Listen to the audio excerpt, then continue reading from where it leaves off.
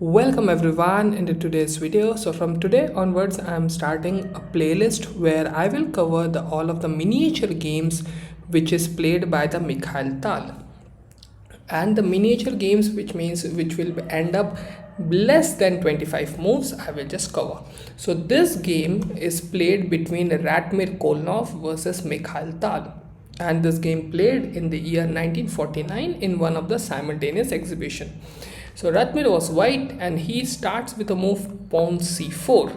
Tal responds with a move pawn a6, knight c3, d5, pawn d4 and pawn c6. Of course, you will never seen this kind of moves like semi-Slav, Slav defenses from the Tals.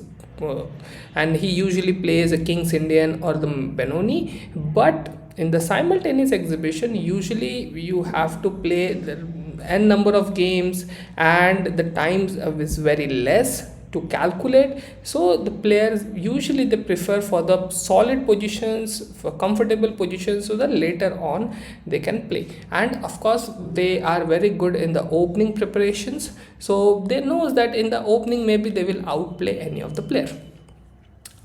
Knight f3, knight f6, bishop g5. Now in this position there are the two options black will have. Black can go for the take, that which leads to a Botvinnik variation, one of the attacking variation in the semi-Slav, and another one is the very calm, that is go for the move pawn h6. There's a move bishop takes f6 and queen takes f6. This is called the Moscow variation in the semi-Slav defense, but it's a Tal, right? D takes c4, pawn e4, simple just attacking on this pawn, b5 defending it, and e5. Over here it looks like that this knight is trapped. Of course it's not. There's a move pawn h6, and here his opponent first inaccurate move is played, that is a move bishop takes f6. But actually the good move over here is just retreat the bishop back on h4. There's a pawn g5, knight takes g5, pawn takes g5, bishop takes g5. This knight is still pinned. The knight cannot be moved, otherwise the queen will be lost.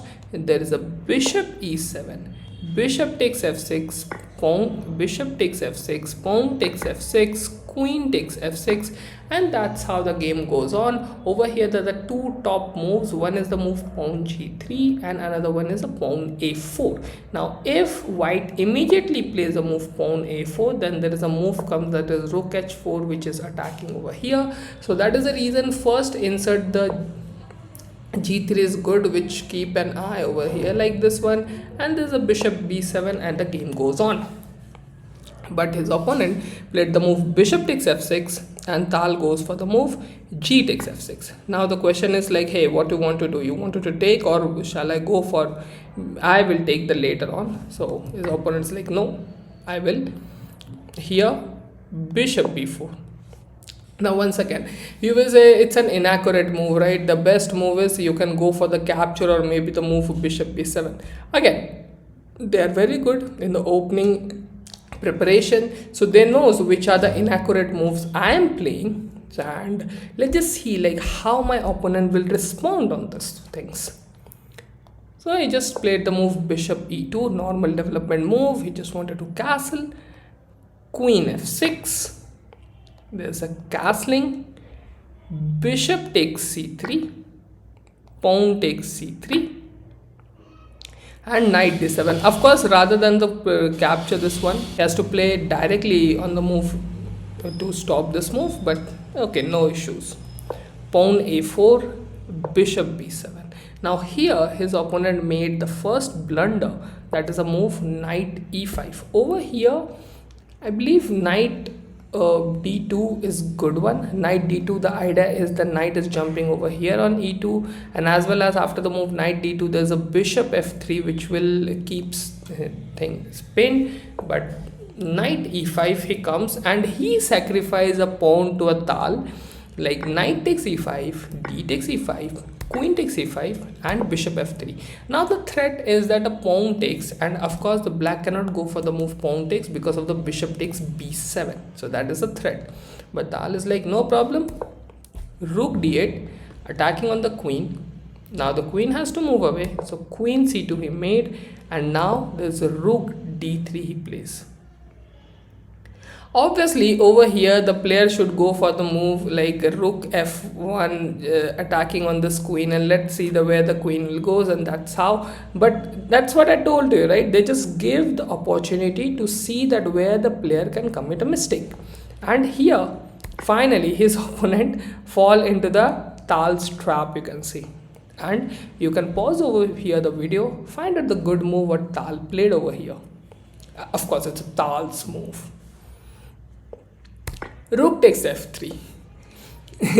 Of course the g takes is not possible over here because of the move rook check, and when the king will go back there is a move pawn takes, and now the bishop is open. He just wanted to take and it will be a checkmate.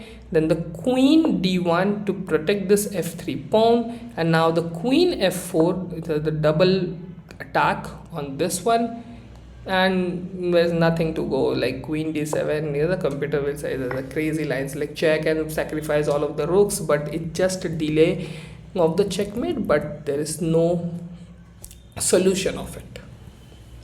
But after the move rook takes f3, his opponent goes for the correct move, that is a move rook takes a7, attacking on the bishop. Queen takes b5. Now in this position he should go for the move queen b1, but of course he go for the move g takes f3, which is a blunder. The best move what white should play, that is a move queen b1, queen takes b1, rook takes b1, rook takes c3 over here. Now the rook takes cannot be taken, it's be a checkmate, so it's rook a takes b7 here, and black can go for the castle. Of course black has a little edge because of this two pawns over here which are the passer, but his opponent over here capture the pawn, and now Tal just simply win this game within two moves, that is queen g5, king h1, and rook g8, and white cannot stop this checkmate. And if the rook moves on a g1, then the queen takes g1, it's a checkmate. That's it for today. I hope you like this video, and please comment so that I can improve my videos for you people. Thank you so much for watching.